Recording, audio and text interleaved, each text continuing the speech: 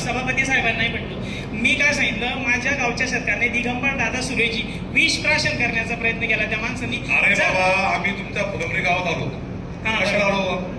आम्ही तुमच्या गोष्टी जाणून घ्यायला आलो. तुमचं बरोबर आहे, पण आमचं काही चूक आहे त्याच्यामध्ये? नाही सर, तुम्ही सहकार्यच करा. तुम्ही लेखी द्याला मला, एखाद्या व्हिडिओला तुम्हाला 50,000ची मागणी केली द्या लेखी, आम्ही कारवाई करतो.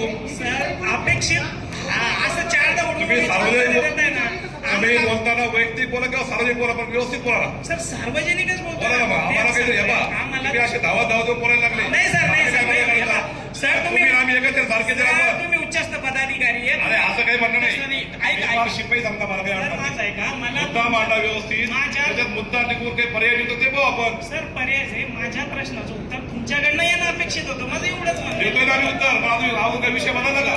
बस हाच हा अरे बाबा, मी काय पुढचा विषय चालू केला का? विषय कोणता चालू आहे? एमआरएचा विषय चालू आहे कंटिन्यू. एमआरएचं ते सांगतो. मधीच वागायला रस्ते कुठले ते मुद्दा आता काही घालत घेतला. तळमळीला मारताय म्हणून आमच्या देण्यात धडपडती.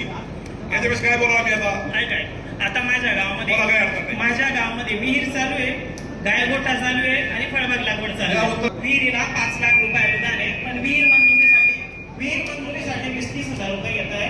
जिओ टॅगिंग साठी 1000 रुपये घेत आहे. मी तुम्हाला हेच बोलतोय, 20-30,000 घेतले असं तुमचं म्हणणं आहे.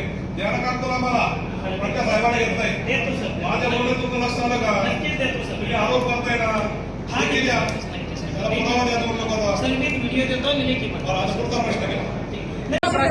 याची जिम्मेदारी कोण घेणार? या प्रोटोकॉलवर उत्तर देणं आम्हाला अपेक्षित होतं सर. तुम्ही फक्त सभा घेतली आहे, कागदोपत्री चालू आहे, तुम्ही